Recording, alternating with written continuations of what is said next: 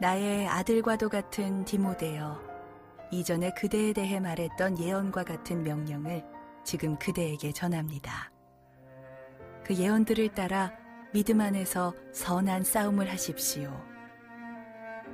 믿음을 굳게 지키고 옳다고 판단되는 일들을 하십시오. 그렇게 하지 않은 사람들은 믿음을 잃어버리고 말았습니다.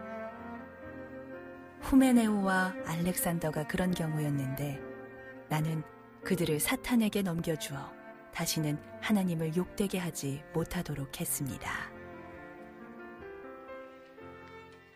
할렐루야. 주님의 이름을 찬양합니다. 귀한 주일날 예배 오신 여러분 축복하고 주의 은혜와 축복을 오늘도 여러분과 함께 하시기를 바랍니다. 가슴에 손을 얹고 함께 믿음을 고백하고 말씀을 듣도록 하겠습니다. 제가 먼저 고백하겠습니다. 하나님은 나를 사랑하십니다. 나는 그 사랑 안에 있습니다. 하나님은 오늘 나에게 말씀하실 것입니다. 그 말씀에 능력이 있습니다. 그 말씀에 생명이 있습니다. 나의 마음을 하나님께 열겠습니다. 나의 생각을 예수님께 집중하겠습니다. 들은 만큼 변합니다. 들은 만큼 행복해집니다. 저희는 디모데 전서 말씀을 나누고 있는데 오늘 저희가 그 본문 가운데서 1장 18절부터 20절까지 3절밖에 되지 않는 짧은 본문을 가지고 말씀을 나누려고 합니다. 1장 18절부터 20절은 3절밖에 안 되는 짧은 본문임에도 불구하고 참 많이 설교되어지는 본문 중에 하나입니다. 영적 전쟁 또는 믿음의 선한 싸움이라는 제목으로 많이 나누어지는 말씀인데 오늘 저희도 믿음의 선한 싸움이라는 제목으로 이 말씀을 나누길 원합니다. 사도 바울은 디모데에게 그의 모든 삶에서 일어나는 영적 갈등들, 전쟁, 그것을 믿음의 선한 싸움이라고 표현을 하면서 그 싸움을 잘 감당하라고 권면을 하고 있습니다. 이 싸움은 물리적이거나 또는 폭력적인 싸움이 아니라 영적인 싸움인데 이 영적 전쟁, 믿음의 선한 싸움을 이해하기 위하여서 우리가 이거 말고 다른 본문을 하나 추가로 좀 읽어보려고 합니다. 그 본문은 에베소서 6장 10절부터 13절 말씀입니다. 자막을 보면서 한 절씩 읽어보도록 하겠습니다. 제가 먼저 읽겠습니다. 끝으로 주님의 크신 능력 안에서 강해지십시오. 넘어가지 않도록 하나님의 크신 완전 보장하시기 바랍니다. 우리의 싸움은 이 땅의 사람들에 대항하여 싸우는 것이 아니라 이 세상의 어두운 세력들과 공중의 권세 잡은 악한 영들에 대항하여 싸우는 것입니다. 하나님의 전신갑주가 필요한 이유가 여기 있습니다. 그것은 악한 날에 쓰러지지 않고 싸움이 끝난 후에도 굳건히 서기 위해서입니다. 사도 바울이 에베소 교회에 보낸 내용입니다. 주의 크신 능력으로 강해지십시오. 사단의 악한 속임수에 넘어가지 않도록 하나님의 무기로 완전 무장하십시오. 우리의 싸움은 이 땅의 사람들에 대항하여 싸우는 것이 아닙니다. 이 세상의 어두운 세력들과 공중의 권세 잡은 악한 영들에게 대항하여 싸우는 것입니다. 하나님의 전신갑주가 필요한 이유가 여기에 있습니다. 악한 날에 쓰러지지 않고 싸움이 끝난 후에도 굳건히 서기 위해서입니다. 이렇게 설명을 하고 있습니다. 지금 저희가 보았던 에베소서 이 성경과 또 우리가 본문을 삼고 있는 디모데 전서는 사실은 2-3년 정도의 시간적인 차이를 두고 같은 사람이 있었고 같은 교회에 보낸 서신입니다.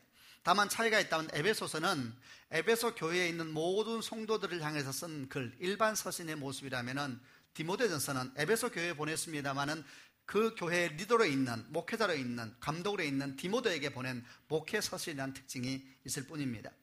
그러나 공통적으로 같은 교회에 보내면서 그 내용 가운데 영적 전쟁에 대해서 기술을 하고 있는 겁니다. 아마도 생각건대 사도 바울은 에베소 교회에 일어나고 있는 여러 가지 사건들과 위기들과 공격들 가운데는 근본적으로 영적인 문제가 있다, 영적인 갈등과 전쟁의 문제이다라고 이해한 듯 합니다.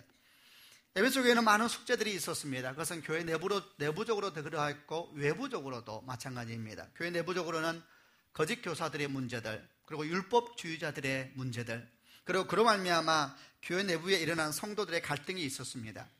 교회 바깥으로는 시대적인 문제와 연결되겠습니다만 우상 숭배와 황제 숭배, 그리고 특별히 에베소 지역에 유난히 강화했던 물질주의 등에 대한 많은 공격들이 교회 가운데 들어오고 있었고, 그리고 교회 안에 있는 디모데라는 리더에게도 여러 가지 숙제와 도전을 가져오고 있었습니다. 그런데 이런 모든 문제들을 교회 내와 바깥에 있는 개인적이기도 하고 공동체적이기도 한 이런 모든 문제들의 근원에는 영적인 문제가 있다라고 사도 바울이 이해했기 때문에 더 설명하면서 뭐라고 말을 하냐면, 영적 전쟁의 본질은 이 땅이 아닙니다. 눈에 보이는 것이 아닙니다. 보이는 사람들이 아닙니다. 이 전쟁의 본질은 보이지 않는 것입니다. 보이지 않는 악한 영들과 이 세계에 있는 공중의 권세 잡은 자들에 대한 것입니다. 이렇게 설명을 하고 있는 것입니다. 우리는 디모데전서에 있는 사도 바울이 디모데에게 보낸 영적 전쟁의 방법에 대한 묵상을 하기 전에 이런 기본적인 영적 전쟁에 대한 얘기를 잠깐 생각을 해야 합니다.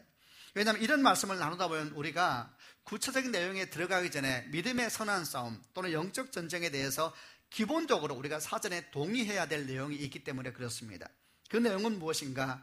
이 땅에 있는 모든 모든 갈등과 대립, 전쟁과 죽음, 악과 죄의 배경에는 사단이 있다는 것입니다. 그것은 교회 안에 있는 갈등과 악의 문제만이 아니라 교회 바깥에 있는 갈등과 악의 문제도 똑같은 것입니다. 모든 이런 악한 현실과 그리고 갈등 그 배경에는 사단이 있다라고 말을 할 때에 어떤 사람들은 이에 대해서 좀 불편함을 느낄 겁니다. 아마 그들은 이렇게 말할지 모르겠습니다.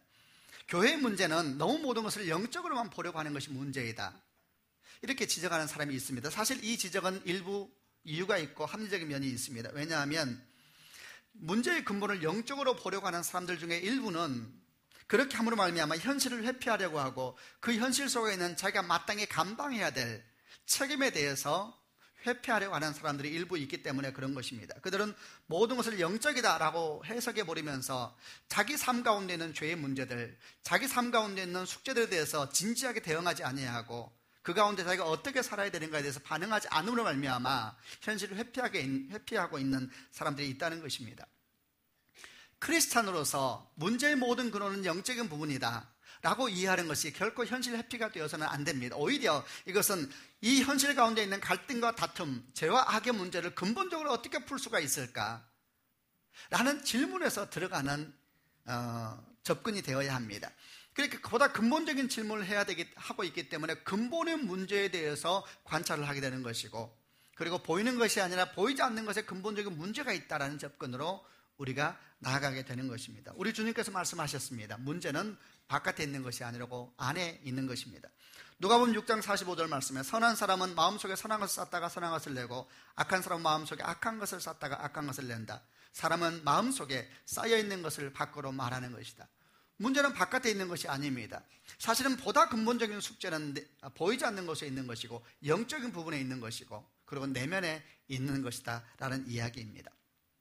이렇게 만약에 우리가 믿음의 선한 싸움에 있어서 영적 전쟁에 있어서 근본적으로 동의하는 것이 그 모든 갈등 한가운데는 영적인 부분이 있고 사단의 유혹이 있다라는 걸 동의하게 된다면 또 다른 동의를 하나 하게 되는데, 그것은 그 영적 전쟁에 승리하기 위해서는 세상의 방법이 아니라 하나님의 방법이 필요하다라는 것도 동의할 수가 있는 것입니다. 문제의 근본이 보이는 것이 아니라 보이지 않는 것이라면 답도 사실은 우리가 말하는 보이는 것, 세상적인 것에 찾으면 안 되는 것이지요. 문제의 근본이 땅에 속한 것이 아니라 하늘에 속한 것이라면 그 방법과 해결책도 하늘에 속한 해결책을 찾아야 되는 것입니다. 어리석은 방법은 뭡니까? 땅의 사건이 아니라 하늘의 사건을 땅의 사건으로 풀려고 하는 것은 답이 없는 것이 바로 그런 것이기 때문이죠. 그래서 성경 가운데는 굉장히 많은 곳에서 우리가 영적 전쟁 가운데 있다, 매일매일 믿음의 갈등 가운데 우리는 노출되어 있다 설명을 하면서 그 영적 전쟁에서 승리하기 위해서 방법을 가르쳐주고 있는데, 그 방법이 놀랍게도 우리가 생각하거나 우리가 계획하는 방법과 전혀 다르다는 것을 보여주고 있습니다. 그 중에 한 말씀을 보려고 하는데 야고보서 4장 7절부터 10절까지 말씀을 읽어보겠습니다. 제가 먼저 7절 읽겠습니다. 그러므로 여러분 자신을 하나님께 드리십시오. 마귀를 대적하십시오. 그러면 마귀는 도망칠 것입니다. 하나님께 가까이 나아오십시오. 그러면 하나님께서도 여러분을 가까이 하실 것입니다. 여러분은 죄인입니다. 그러므로 여러분의 삶 가운데 죄를 깨끗이 씻으십시오. 여러분은 하나님과 세상을 동시에 쫓으려고 하고 있습니다. 정결한 마음을 품기 바랍니다. 슬퍼하며 울부짖으십시오. 웃음을 울음으로, 기쁨을 슬픔으로 바꾸십시오. 주님 앞에서 스스로를 낮추면 주님께서 여러분을 높이실 것입니다. 마귀를 대적하십시오. 그러면 마귀가 도망칠 것입니다.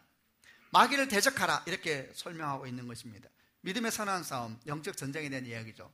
이렇게 말씀하고 난 다음에 야고보는 8절 이하에서 마귀를 대적하는 것, 사단을 대적하는 것이 어떻게 해야 되는가, 구체적인 방법을 설명하고 있습니다. 그런데 그 방법이 전혀 여러분 우리가 생각하는 것과는 다릅니다. 우리는 생각하기를 삶의 위기를 어떻게 극복할 수 있는가, 힘을 길러야 된다고 생각합니다. 많은 지식을 품고 있어야 된다고 생각합니다. 아무도 나를 감히 건들 수 없을 만큼 자리를 견고하게 만들어야 한다. 나에게 함부로 아무도 하지 못할 만큼 높은 자리에 올라가고 큰 것을 가지고 있으면 삶의 위기가 없을 것이다 생각을 하면서 힘을 기르고 더 높은 곳으로 올라가려고 하고 더 많이 가지려고 하고 그리고 더 많은 사람에게 영향력을 미치려고 합니다. 그러나 성경은 전혀 그렇게 말하고 있지 않습니다. 오늘 마귀를 대적하라 그리고 난 다음에 나오고 있는 성령의 공고는 뭡니까? 삶을 깨끗하게 하십시오. 정결한 마음을 가지십시오. 자신을 향해서 슬퍼하십시오. 하나님께 울부짖으십시오. 스스로를 낮추십시오. 겸손하셔야 됩니다. 이런 표현들을 계속 쓰고 있습니다. 전혀 세상적이지 않지요. 마태복음 20장에서는 우리 주님께서 이런 말씀을 하셨습니다. 크고자 하는 자는 섬기는 자가 되고 첫째가 되려고 하는 사람은 모든 사람이 종이 되어야 할 것이다. 크려고 하느냐? 그러면 섬겨야 될 것이고 첫째가 되려고 하느냐? 그럼 모든 사람이 종이 되어야 한다 말씀하시면서 내가 이 땅에 온 것은 섬김을 받으려 함이 아니라 섬기려 하고 더 나아가서 내 목숨을 많은 사람을 위하여서 내어주기 위해서 왔다 이렇게 설명을 하고 계십니다. 이 세상에서 어떻게 하면 그리스도인이 승리의 삶을 살 수 있을 것인가? 매일매일은 사실은 영적인 전쟁입니다. 우리는 날마다 믿음의 갈등에 섭니다. 그리스도인으로서 어떻게 살아야 될 것인가? 우리는 날마다 도전을 받고 있습니다. 이 도전 가운데서 어떻게 하면 승리할 수 있는가? 그 방법은 결코 세상에 속한 방법이 아니라는 것을 기억하는 축복이 있으시기를 바랍니다. 세상과는 다른 방법, 세상과는 다른 길, 세상과는 다른 가치관, 바로 그 속에 영적 전쟁의 승리 비결이 있다는 것입니다. 여러분, 이런 기본적인 영적 전쟁에 대한 마음을 가지고 오늘 말씀을 보아야 합니다. 왜냐하면 사도 바울이 디모데에게 이 말씀을 보냈는데 이 말씀을 받고 있는 디모데는 영적 전쟁에 대한 기본적인 믿음을 가지고 있었던 사람입니다. 디모데가 알고 있었습니다. 문제는 보이는 것이 아니라 보다 근본적인 문제는 보이지 않는 것이 있는 것이다. 그러므로 근본적인 숙제를 풀기 위해서는 사실은 사람과의 관계가 문제가 아니라 하나님과의 관계 속에서 내가 먼저 드려져야 한다. 문제는 땅에 속한 것이 아니라 하늘에 속한 것이다 라는 기본적인 영적 전쟁에 대한 믿음을 가지고 있었던 사람입니다. 그에게 사도 바울이 이제 구체적으로 어떻게 할 것인가 가르치고 있는 것입니다. 근본은 하늘에 있습니다. 근본은 영적인 부분입니다. 그러나 거기에 멈출 수가 없지요. 거기에서 시작해서 우리는 우리 삶의 자리에서 그러면 어떻게 해야 되는가 질문해야 되는 것이고, 그 질문이 오늘 사도 바울이 디모데에게 보낸 말씀을 통하여서 몇 가지 교훈을 찾아보려고 합니다. 먼저 18절 말씀을 같이 읽겠습니다. 네, 자막이 나오기를 기다리고 있습니다. 읽겠습니다. 시작. 나의 아들 같은 디모데여,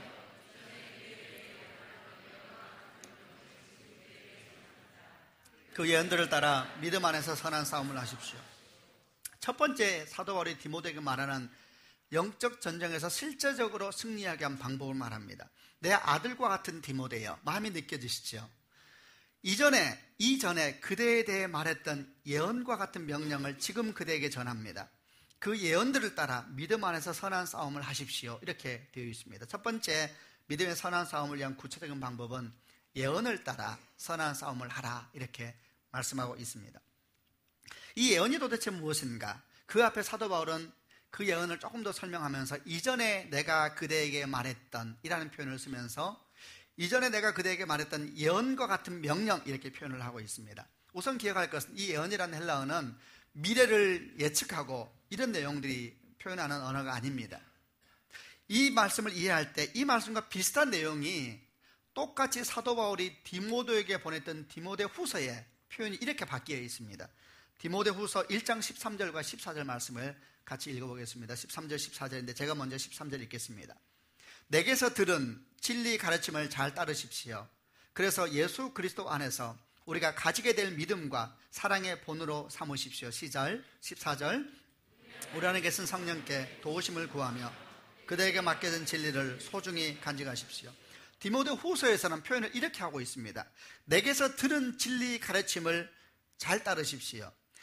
우리 안에 계신 성령께서 도우십니다.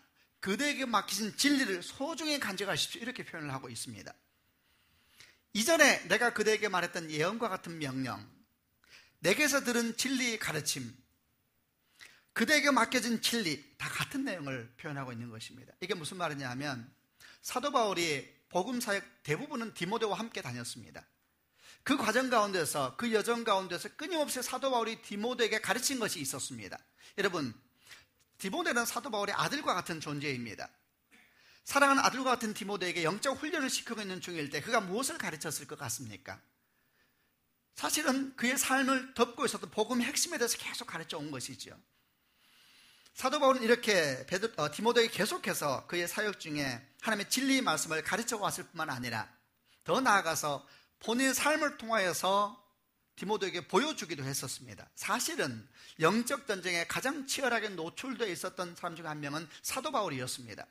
디모데가 사도 바울과 함께 다니면서 무엇을 보았겠습니까? 영적 전쟁은 어떻게 하는 것인지, 그리고 그 가운데 어떻게 서 있어야 되는지를 가장 좋은 모델로 제시된 사람이 사도 바울이었습니다. 지금 사도 바울은 무엇을 말하냐면 사도 바울과 디모데는 지금 따로 떨어져 있는 상태입니다. 이전에는 같이 있었습니다. 그러므로 사도 바울이 다 도울 수가 있었습니다. 이제 그러나 디모데는 홀로 남게 되었습니다. 에베소 감독에 대해서 홀로 그 교회를 감당해야 되는 것입니다. 홀로 그가 위기를 대면해야 됩니다. 홀로 도전 가운데 자기를 직면시켜야 합니다. 사도 바울은 더 이상 주변에 있지 않습니다. 그런 디모데에게 사도 바울은 내가 너에게 보였던 것, 내가 너에게 말했던 것, 내가 너에게 나타냈던 것을 기억하라 라고 말하고 있는 것입니다. 그리고 그 기억이 너로 하여금 믿음의 영적 전쟁에서 승리하게 할 것이다 이렇게 말하고 있는 것이 굉장히 놀라운 말입니다. 여기서 무엇을 배워야 되는가? 그것은 영적 전쟁에서는 좋은 모델이 굉장히 중요하다라는 것을 배워야 하는 것입니다. 동시에 영적 전쟁은 미리 준비되고 훈련되어야 한다라는 것도 같이 가르쳐주고 있습니다. 영적 전쟁에서 좋은 모델은 굉장히 중요합니다. 지금 디모데는 사도 바울이 영적 전쟁의 모델인 것입니다. 사도 바울이 얼마나 당당한지 모릅니다. 디모데야, 네 교회에 있는 많은 문제를 나는 알고 있다. 이게 바로 앞에 있는 내용들이었죠. 믿음의 선한 싸움을 싸워라. 그렇게 말하면서 내가 너에게 말했던 것, 내가 너에게 보여주었던 것, 내 삶을 통해서 네가 보았던 것을 기억해라. 그리고 그렇게 너도 살아라 라고 말하고 있는 것입니다. 디모데는 분명히 그의 삶의 중요한 순간마다 사도 바울의 가르침을 생각했을 것입니다. 그리고 사도 바울은 이 순간 어떻게 선택했는가, 과거의 선택을 기억해 보면서 자기의 선택의 방향을 잡았을 것입니다. 여러분, 이런 이야기들은, 이런 영적 전쟁에 대한 교훈들은 디모데 얘기만이 아닙니다. 바로 우리의 이야기가 되어야 합니다. 저는 이 말씀을 묵상하면서 디모데에게, 사도 바울에게 아들과 같은 존재가 디모데였다면 나에게는 어떤 사람이 있는가 생각했을 때 먼저 떠오르는 것이 저희 자녀들이었습니다. 똑같은 것입니다. 지금은 제가 그들을 보호할 수 있습니다. 지금 제가 옆에서 어떻게 선택하는지를 제가 선택해 줄 수가 있습니다. 저는 우리 아이들의 보호자이지요. 그러나 언젠가 그들은 그들의 삶을 살게 될 것입니다. 더 나아가서 나는 이 땅을 떠나고 난 뒤에도 우리 자녀는 계속 이 땅을 살아가게 될 겁니다.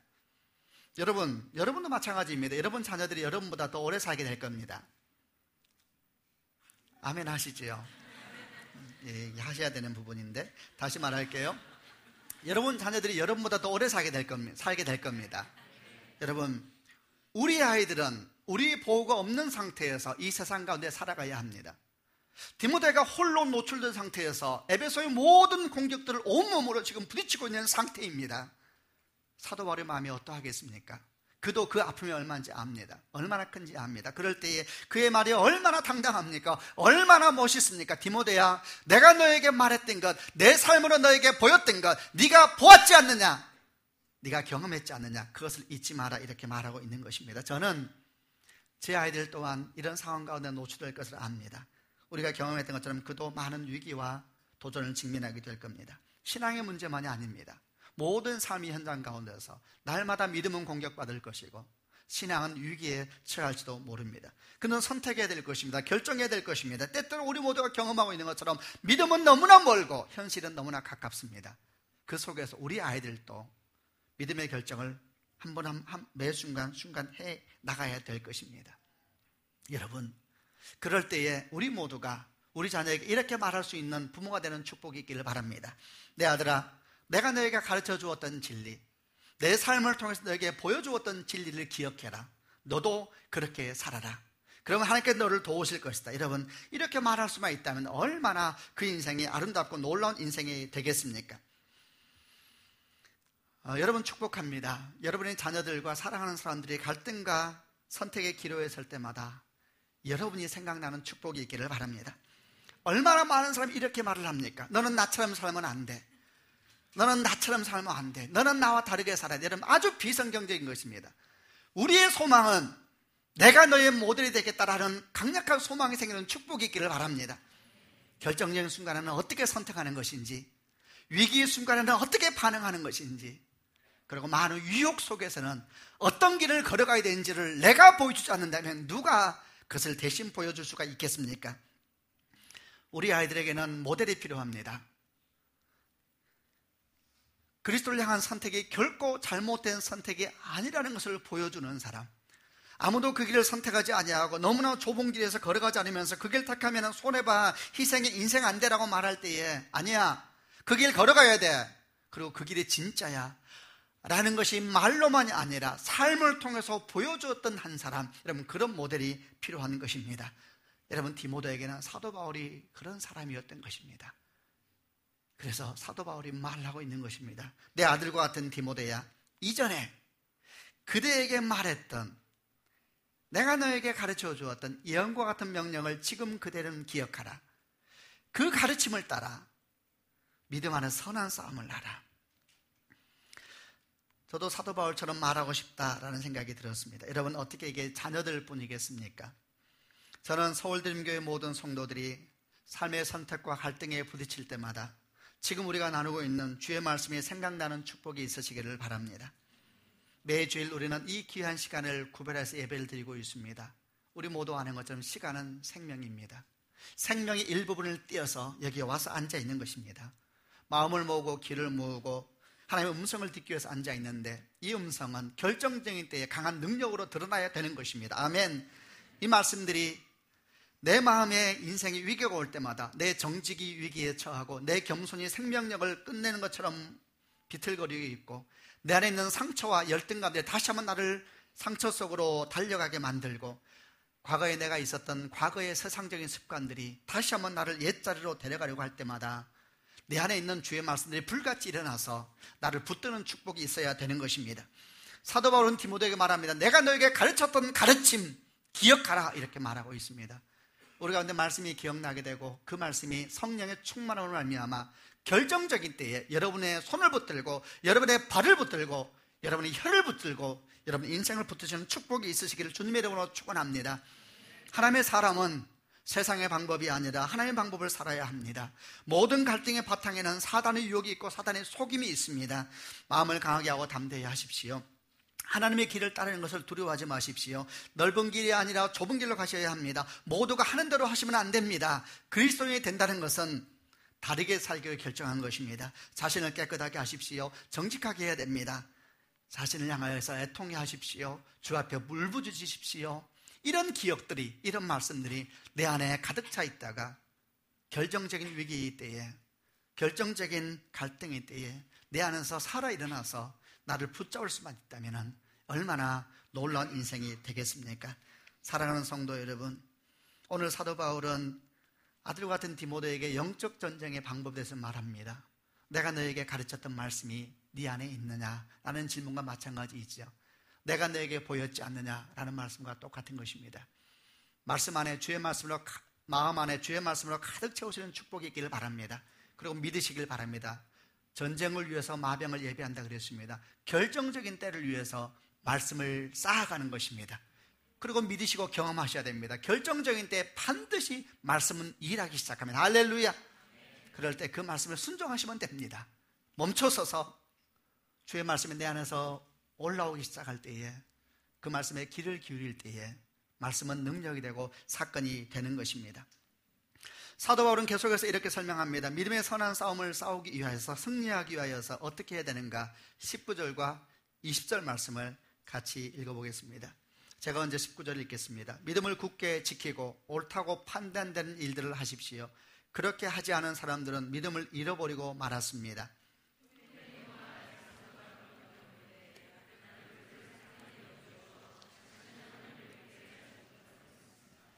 사도 바울은 믿음을 잃어버린 사람들이 있다라고 표현을 합니다. 그런데 이 성경의 번역을 개역 성경에서는 어떻게 번역을 하고 있냐면 믿음에 관하여 파선한 사람들이 있다라는 표현을 쓰는데, 저는 묵상의 후자가 좋았습니다. 믿음에 관해서 파선한 사람들이 있다라는 표현이 아주 묵상해 볼 만한 표현이죠.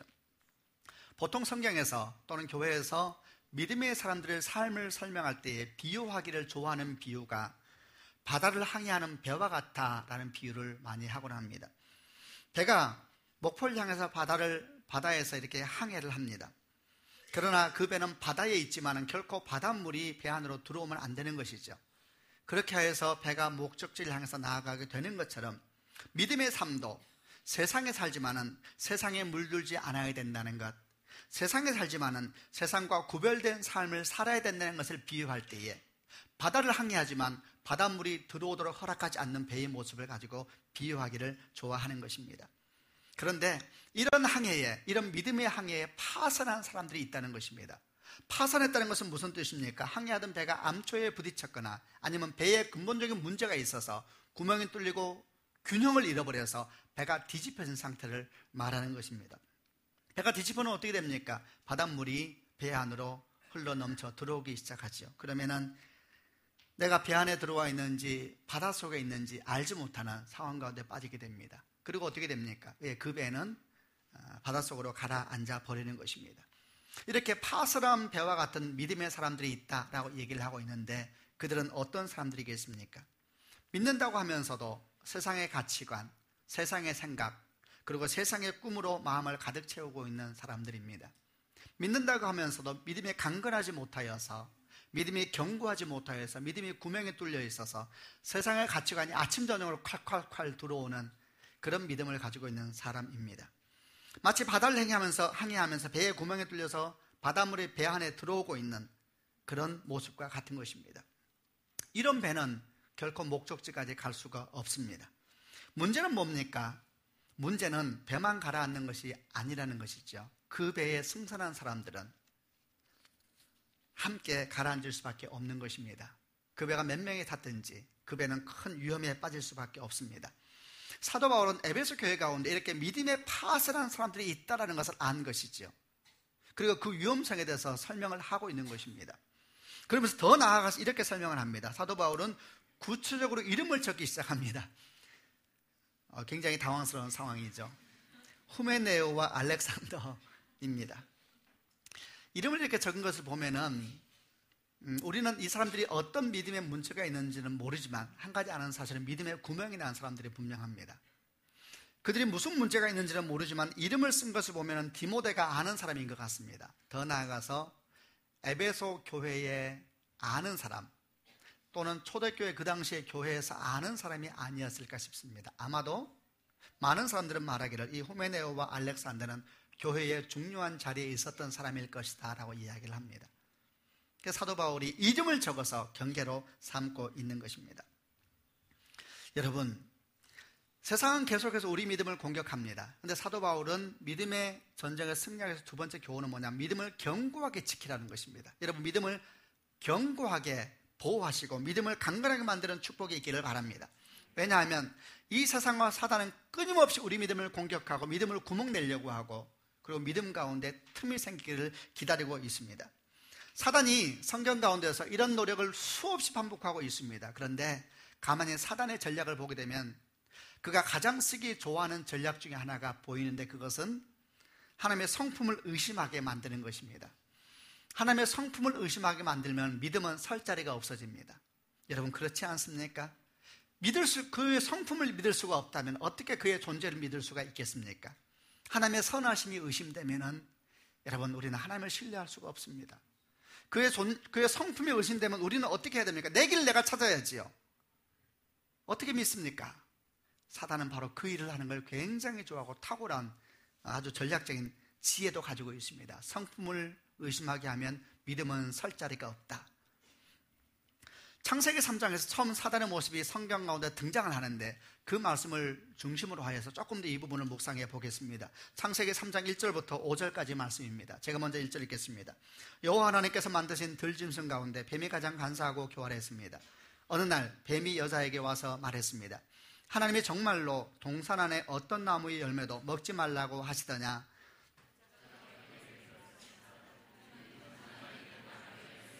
3절도 계속 읽겠습니다.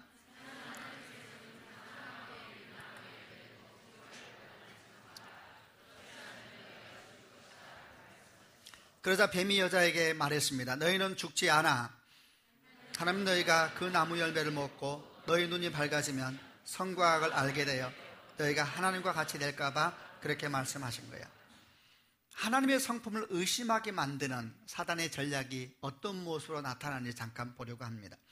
성경 전체에서 사단이 처음 등장하는 장면이고 사단의 음성이 처음 들리는 장면이고 사단이 말한 것을 문자로 만든 최초의 장면입니다. 그의 첫 말이 이랬습니다. 하나님이 정말로 동산 안에 어떤 나무의 열매도 먹지 말라고 하시더냐? 이렇게 질문함으로 하와에게 쑥 다가오죠. 여러분, 이 질문이 기가 막힌 질문입니다. 긍정적인 것이 아니라 부정적으로 말입니다. 이 질문은 하와를 향한 하와가 하나님을 향해서 가지고 있는 믿음, 그 성품에 대해서 의심하게 만들고 더 나아가서 하나님을 향한 하와의 믿음을 무너뜨리기 위한 의도적이고 악한 목적을 가지고 있는 질문입니다. 여러분, 이 질문을 제가 앞뒤 흐름과 또 성경에 나오는 사단의 성품을 가지고 묵상을 좀 해보겠습니다. 이게 말씀 묵상할 시간도 없지만은 뱀의 말은 묵상을 조금만 묵상을 해보지요. 뱀이 이렇게 말을 했습니다. 한번 들어보세요. 하나님이 정말로 동산 안에 어떤 나무의 열매도 먹지 말라고 하시더냐 이렇게 표현되어 있는데 여러분, 말은 우리 모두 아는 것처럼 문자가 아닙니다. 말은 메시지이지요. 영입니다. 그리고 말은 느낌입니다. 느낌. 사실 이 말을 풀어오면 어떤 느낌의 말이냐면 이렇게 설명할 수가 있습니다. 분명히 이 흐름은 뒤에 보면은 이게 하루 중에 날이 서늘해질 때라 그랬습니다. 감성적으로 약간 묘할 때였던 것 같아요. 이 뱀이 계속 하와를 주목하고 있었던 것 같습니다. 그리고 결정적인 때를 노린 것 같아요. 그리고 다가가는데 그냥 다가가는 것이 아닙니다. 분명히 막 헐떡거리면서 뛰어가는 것 같은 느낌이 있어요. 하와! 지금 뱀이 하는 말 제가 묵상해서 풀어드리는 거예요. 제가 묵상하니까 여러분은 묵상하지 마셔야 돼요. 그냥 듣기만 하면 돼요. 주님 묵상할 시간도 없는데. 뱀이 뛰어가면서 막 헉덕거리면서 말합니다. 하와! 나 들었어! 정말이야! 아니, 하나님께서 동산에 있는 나무 열매 손도 대지 말아 그랬다며! 아니, 어떻게 이럴 수가 있어, 하와! 아니, 도대체 그럼 왜 만드신 거야? 진짜 이상한 분이시네. 제가 여러분 과장한 표현이 아닙니다. 이 묘한 느낌이 있습니다. 보세요. 하나님이 정말로 동산 안에 어떤 나무의 열매도 먹지 말라고 하시더냐? 이런 표현을 할 때는 어떤 느낌을 주냐면 굉장히 친밀한 마음의 느낌을 줍니다. 이게 뭐냐면 보통 상처받은 친구에게 다가가서 위로하는 또 다른 친구 모습이에요. 야, 나 들었어. 그 사람이 너한테 그런 말 했다며? 아니, 어떻게 그 인간이 그럴 수가 있어? 이런 상황이에요, 지금. 다시 해볼게요. 에덴 동산에 있는 상황을 제가 여러분, 이런 목사는 없어요. 제가 여러분에게 뱀의 말을 이렇게 묵상에 가서 말하는 사람이 어디 있어요? 막 뛰어옵니다. 그는 헐떡거립니다. 뭔가 막 너무 안타까운 듯이 뛰어오고 있는 것입니다. 하와! 나 들었어! 아니, 정말이야? 하나님께서 동산나무 열매 손도 대지 말아 그랬다며? 아니, 어떻게 그럴 수가 있어? 네 마음 괜찮아? 아니, 그럼 왜 만든 거야 도대체? 여러분, 어떤 느낌이 듭니까? 묘한 느낌이야. 첫째, 사단에 대한 느낌은 굉장히 친밀함을 줍니다. 하와의 마음을 너무 잘 알아주는 사람, 실제로 이 말에 하와가 바로 반응을 합니다. 여러분, 이런 반응은 굉장히 친밀한 관계예요. 이미 하와의 마음이 자기 마음을 알아주는 뱀에 대해서 한없이 고마운 거예요. 아담은 나타나지도 않아요. 어디 갔는지. 같이 있으라 그랬는데. 굉장히 친밀함을 주죠. 하와의 마음을 알아주는 것 같고, 그의 아픔을 위로해 주는 것 같고, 그리고 속마음을 누구보다 잘 알아주는 옆에 있는 친구와 같은 모습으로 사단이 나타나고 있습니다. 하나님에 대해서는 전혀 반대지요. 내용 자체가 우선 거짓말입니다만 하나님에 대해서 전혀 반대를 해요. 하나님은 어떤 분이신가? 말과 행동이 다른 분, 믿을 수 없는 분. 결국 만들 때는 언제고 이제 와서는 주기 싫다고 하시는 그런 분. 결국 하와, 너 속은 거야. 너도 아담도 장식품에 불과했던 거야. 저 나무 중에 하나처럼. 하나님의 영광을 위해서 내가 그냥 만든 거야. 굉장히 제 표현이 부정적인가요? 여러분, 그 뒤에 더 계속 대화를 보십시오. 이렇게 말하자 하와가 즉시 반응을 합니다. 아니야, 동산 안에 있는 나무 열매는 다 먹어도 돼. 그런데 동산 중앙에 있는 나무는 먹지도 말고 만지지도 말라 그랬어. 그렇게 하면 우리가 죽을 거래. 정확히 알고 있었던 거예요. 하와가 다 그렇게 말을 해요. 알고 있었죠. 그런데 문제는 사단입니다. 사단은 그 말에 관심이 없습니다. 진리에 관심이 없습니다. 사단은. 그는 그 말을 듣지도 않고 바로 말합니다. 넌 죽지 않아. 그리고 덧붙입니다. 하나님께서 너 못 먹게 한 건 이유가 뭔지 알아? 네가 그거 먹으면 네가 눈이 밝아지거든. 네가 지혜롭게 될 거야. 그래서 하나님처럼 될까 봐 못 먹게 하는 거야. 사단의 의도는 명확해졌죠. 하나님의 성품을 왜곡시키는 것입니다. 그분은 주는 분이 아니라 빼앗는 분으로, 그분은 돕는 분이 아니라 방해하는 분으로, 그분은 우리에게 사랑으로 하는 것이 아니라 우리를 수단으로 삼는 분으로, 우리가 잘하나 못하나 맨날 감시하면서 너 잘보다 번개가 왜 만들었는지 알아?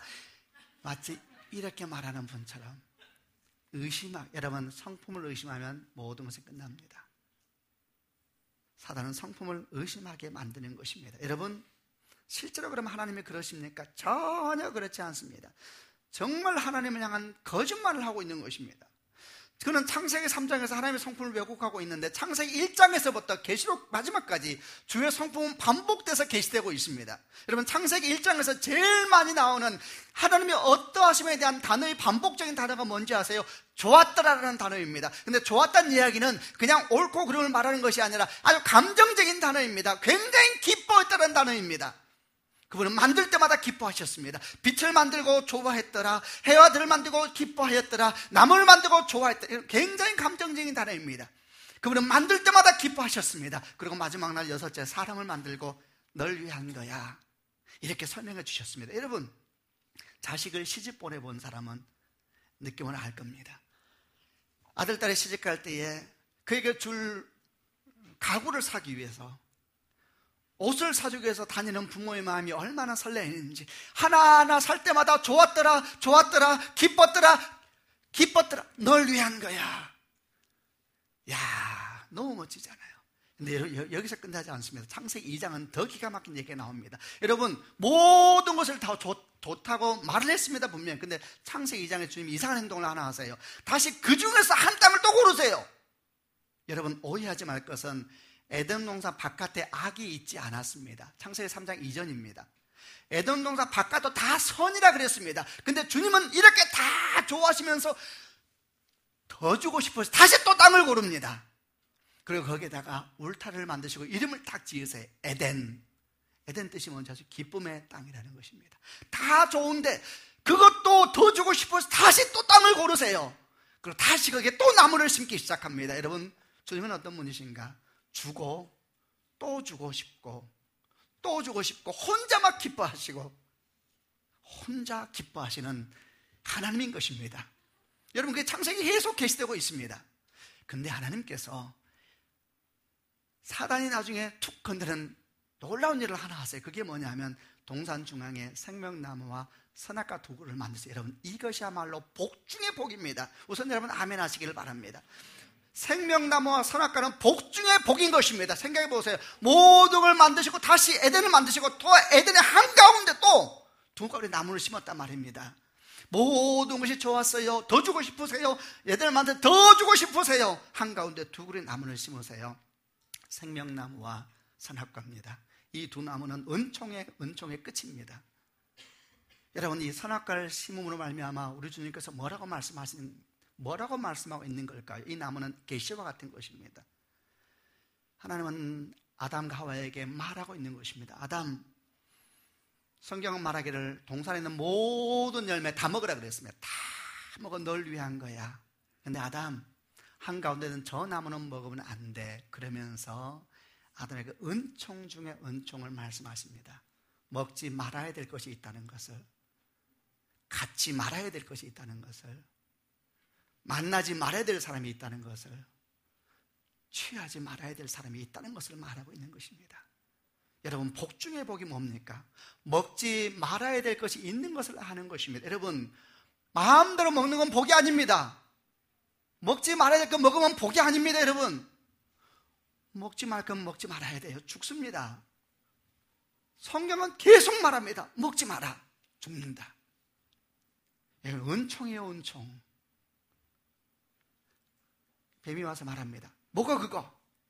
뱀의 메시지는 이겁니다. 네가 먹고 싶은 건 다 먹어야 너 행복해. 이 여자 만나고 저 여자 만나. 선이 어디 있어? 네 마음대로 해야 행복한 거야. 하나님의 손 만든 거는 너 억압하려고 그런 거야. 선악과 너 넘어뜨리려고 준 거야. 거짓말입니다. 거짓말.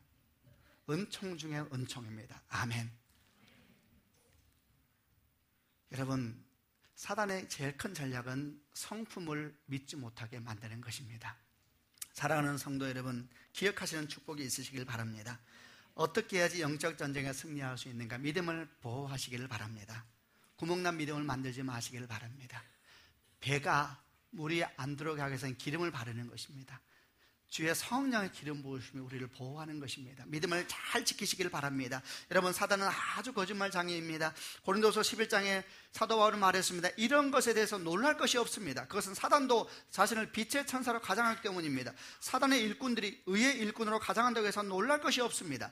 요한복음 8장 44절에 우리 주님 말씀하십니다. 마귀는 처음부터 살인자였다. 마귀 속에는 진리가 없기 때문에 마귀는 진리 안에 서지 못한다. 마귀는 거짓말쟁이요 거짓말쟁이 아비이므로 그가 거짓말을 할 때에 자신의 말을 하는 것이다. 이게 재미있습니다.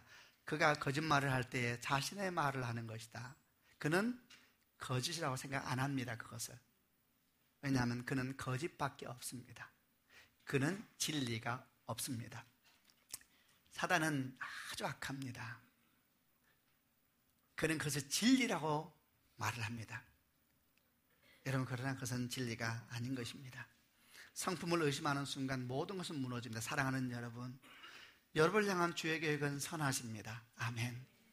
하나님은 여러분에게 주고 또 주고 싶어 하시는 분이십니다. 여러분, 잊으시면 안 됩니다. 그분의 선하심을 의심하면 안 됩니다. 성경 66권의 말씀의 핵심에는 뭐가 들어있는가?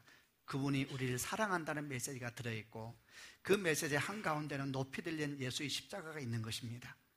주님, 우리를 사랑하십니다. 당신보다 당신을 더 사랑하십니다. 당신의 눈에 눈물을 병에 담으시고 호흡을 세시는 분이십니다. 여러분, 주님은 우리의 눈물의 농도도 아시는 분이십니다.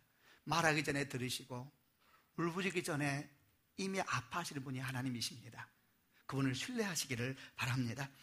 에레미야 29장 11절 말씀에 나 여호와가 말하노라 너희를 향한 나의 생각은 내가 아나니 재앙이 아니라 평안이다. 너희 장래에 소망을 주려 하는 생각이다. 요한복음 10장 10절에 주님 말씀하십니다. 도둑이 오는 것은 죽이고 멸망시키기 위함이지만 내가 온 것은 양으로 생명을 얻게 하고 더 풍성히 얻게 하기 위함이다. 마태복음 7장에 말씀하십니다. 너희가 악하면서도 자식에게 좋은 것을 줄 줄 알면서 왜 하늘에 계신 아버지가 너희에게 좋은 것을 준다고 생각하지 않는 것이냐. 이렇게 주님께서 말씀하며 반복하고 있으십니다. 여러분, 저는 이렇게 말씀하고 싶습니다. 죽어도 선하심을 의심하지 않는 축복이 있기를 바랍니다. 긍정적으로 보시기를 바랍니다. 어떤 위기 속에서도 주의 선하심을 다시 그 일을 시작하게 하시는 분이십니다. 아멘. 우리는 결코 죽지 않습니다. 주님께서 우리를 살리실 것이요 회복시키실 것이고 그 자리에서 다시 주의 선하심은 역사하고 있기 때문에 그런 것입니다. 아멘. 이렇게 사도 바울은 디모데에게 믿음을 잘 지키라 라고 말하는데 바로 그 뒤에 붙여서 한 가지를 더 붙여놓는데 이것이 세 번째, 믿음의 선한 싸움에서 승리하기 위해서 우리가 주목해야 될 것입니다. 사도 바울은 이렇게 말합니다. 믿음을 굳게 지키고 그 뒤에 덧붙입니다. 옳다고 판단된 일들을 하십시오. 그렇게 하지 않은 사람은 믿음을 잃어버리고 말 것입니다. 믿음을 굳게 지키고 옳다고 판단되는 일들을 하십시오. 이게 무슨 뜻일까요? 이것은 믿음을 가질 뿐만 아니라 믿음대로 살아야 합니다라는 이야기입니다. 여러분 축복합니다. 여러분 믿음이 견고해지는 축복이 있기를 바랍니다. 여러분 믿음이 결코 어떤 위기에도 흔들리지 않고 구멍나지 않는 강건한 믿음이 되는 축복이 있기를 바랍니다. 여러분 믿음이 흔들리지 않는 복이 있기를 바랍니다. 그런데 여러분, 믿음이 견고해지기 위해서는, 믿음이 흔들리지 않기 위해서는 제일 좋은 방법은 여러분의 삶에 믿음이 뿌리를 내려버리면 됩니다. 깊게 뿌리를 내리게면은 여러분, 뿌리가 깊은 나무는 흔들리지 않는 것입니다. 깊게 뿌리를 내리게 하면 됩니다. 어떻게 하면 믿음이 내 삶에 깊게 뿌리를 내리게 할 수 있을까? 아주 단순합니다. 믿는 대로 살면 됩니다. 우리 주님께서도 말씀하셨습니다. 내 말을 듣고 그대로 행하는 사람은 바위 위에 집을 지은 사람과 같다 그랬습니다. 바람이 불고 비바람이 쳐도 흔들리지 않을 것이다. 그러나 내 말을 듣고 행하지 않는 사람은 모래 위에 집을 지은 사람과 같다. 그의 믿음은 한순간에 날아가 버릴 것이다. 위기가 오고 고난이 오면은, 이렇게 말씀하고 있습니다. 믿음이 뿌리가 내리지 않으면 고난 속에 결코 견디지 못합니다. 믿음이 깊이 뿌리가 내리기 위해서는 믿는 대로 살아야 되는 것입니다. 성경은 말씀하시기를 믿는 자가 복되다 하지 않았습니다. 믿고 행하는 자가 복되다 한 것입니다. 아멘. 말씀을 믿으면서도 믿는 대로 행하지 않으면 어떤 일이 생기는가? 수치를 당합니다. 저는 교회를 개척하기 전에, 이전에 지방에 있을 때 한 학생을 제가 만나게 되었는데 참 잊지 못할 학생입니다. 그 아이를 만났을 때에 정말 나는 그 아이에게서 어떤 소망도 보지 못했습니다. 너무 괜찮은 아이예요. 그러나 정말 가능성이 완전히 0%인 학생을 만나게 됐습니다. 얘기를 들으면서 너무 안 됐더라고요. 이렇게 여러 가지 숙제가 많이 있었어요. 뭐 성적도 완전 바닥, 비유가 아니고 더 이상 내려갈 수 없을 만큼 겸손한 그런 성적을 가지고 있었고, 언어에도 문제가 있었고 행동에도 문제가 있었고 약간 병적으로 그런 문제가 있는 상황이었습니다.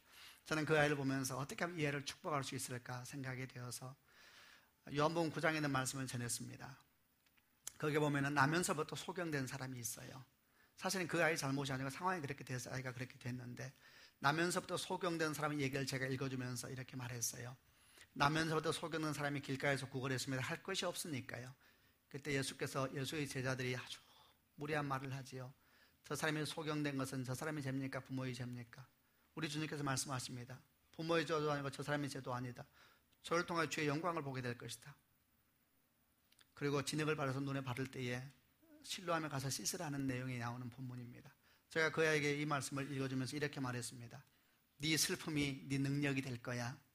네가 왕따를 당했는데 너가 주님께서 너를 회복시키셔서 네가 왕따 당한 아이를 돕게 될 거야. 너는 절망을 알지, 너는 슬픔을 알지. 주님이 너를 회복시키셔서 너는 절망을 회복하는 사람이 되게 할 거야.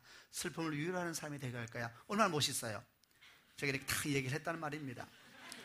그런데 거기까지는 좋았는데 이 녀석이 그 얘기를 듣더니 요한복음 9장을 정말 뚫어질 듯이 보는 것입니다. 그럼 고개를 들고 저한테 이렇게 말을 했습니다. 목사님, 왜? 저 꿈이 생겼어요. 거기까지는 좋았어요. 무슨 꿈? 그래서 이렇게 말을 했습니다. 목사님 같은 목사님이 되고 싶어요. 여러분, 저는 그 순간 굉장히 당황했습니다. 저 때문이 아니고 걔는 목사될 가능성이 0%인 아이입니다. 목사가 되고 싶어요. 되는 게 아니에요. 이게 준비가 많이 필요하거든요. 그러나 그 아이는 어떤 것도 가능성이 없는 상태였습니다. 걔가 목사가 되고 싶어 그랬을 때 저는 너무 당황스러웠습니다. 깜짝 놀랐습니다. 무슨 당황스러움이 있었냐면 저는 그 아이가 목사 될 가능성은 완전 제로라고 생각했습니다. 그 아이가 목사가 되겠다 그랬을 때 저는 깜짝 놀랐습니다. 어떻게 할지를 모르겠더라고요. 안 된다고 생각했습니다. 어떻게 걔가 됩니까? 저는 그 순간, 그 짧은 순간에 별 생각이 다 지나갔습니다. 얘가 공부를 해버리면 어떻게 하지? 안 될 건데 그래도 왜냐하면 집중력이 하나도 없어요. 병이거든요. 안 되는데 걔가 된다고 공부를 하면 너무 걱정이 되는 거예요. 결국 안 된다는 사실을 알 건데, 여러분 그 짧은 시간에 저는 별 생각이 다 지나갔습니다. 이 아이가 집에 가서 엄마, 목사님이 된다 그랬고 성경이 된다 그랬어요. 나 공부할 거예요. 공부하다가 안 되는데 결국 5년 7년 막 계속 된다고 공부하다 결국 안 된다는 것을 알게 될 건데, 그때에 걔가 소리를 지를 것 같은 거예요. 누가 나한테 거짓말했냐고, 누가 믿으면 된다 그랬냐고. 누가 믿는 대로 살면 된다고. 누가 나한테 거짓말했냐고. 내 인생을 7년, 이 인생 누가 나에게 이렇게 허비하게 만들었냐. 그러면서 저한테 막 뛰어올 것 같은 거예요. 그 짧은 시간에 별 생각이 다 지금 너무너무 제가 당황하기 시작했습니다. 여러분, 목사가 당황하면 하는 말이 있습니다. 저도 말했습니다. 기도합시다. 그리고 제가 눈을 감았어요. 이 사람이 다 똑같아요. 너무 당황스러우니까 못 보겠는 거예요. 그래서 제가 말했어요. 기도합시다. 눈을 딱 감았습니다. 그런데 제가 아주 신기한 경험을 했습니다. 신기한 일이 생겼습니다. 눈을 딱 감는데 믿어지는 거 있죠. 제가 옛날 기도원에서 목사들이 했던 말을 들은 것이 있어요. 저는 그걸 다 지나쳤어요. 눈 뜨면 안 믿어지고 눈 감으면 믿어집니다. 눈을 딱 감는데 믿어지는 거 있죠. 안 보이니까 애가. 딱 감고 제가 기도를 시작하는데 막 믿어지는 거예요. 막 기도를 하는데 하나님, 애가 꿈이 생겼습니다. 할렐루야 막 기도하는데 막 제가 축복하는 거예요. 슬픔의 능력이 될 겁니다. 얘가 위로하게 되고 막 기도하는데 제 마음 한쪽에서는 어떤 생각이 올라오는지 아세요? 너 목사라고 너무 함부로 말하는구나. 왜냐하면 100% 저는 안 된다는 생각이 있으니까. 그런데 막 기도를 계속 되는 거예요. 하나님께서 하시는 것이죠. 막 예수님 이름으로 기도합니다. 눈 딱 뜨니까 얘가 있는 거예요. 앞에 딱 보는 순간 안 믿어지는 거예요. 아주 중요한 경험을 했습니다. 여러분, 눈을 감아야 합니다. 세상만 보고 있는 사람은 믿음의 삶 못 삽니다. 세상을 향해서 눈 뜨고 세상을 향해서 귀 열고 세상의 방법만 배우는 사람들은 절대 믿음의 삶 살 수 없습니다. 눈을 감아야 합니다. 여러분, 눈 감으라는 얘기는 세상을 회피하라는 얘기가 아닙니다. 세상을 살 때 눈을 감는 시간을 가져야 된다는 것입니다. 주님의 이름을 불러야 합니다. 세상을 보지 않고 하나님 말씀을 보아야 합니다. 하나님 도와주옵소서. 눈을 감을 때 역사가 일어나는 것입니다. 여러분, 저는 믿지 못하였습니다. 그 아이는 갔습니다. 그리고 그 아이는 믿었습니다. 그리고 3년 뒤에, 물론 중간중간에 제가 내용은 전해드렸죠. 저는 서울 올라왔습니다. 교회 개척했습니다. 유엔빌라에 있을 때에 주일날 아침이었습니다. 설교 가기 직전에 전화가 왔습니다. 그 아이 엄마한테서. 안녕하세요 목사님. 네 지사님 안녕하세요. 물었죠. 누구는요. 그 엄마가 이렇게 말했습니다. 목사님, 목사님께서 말씀하신 대로, 목사님께서 기도해 주신 대로 역사가 일어났습니다.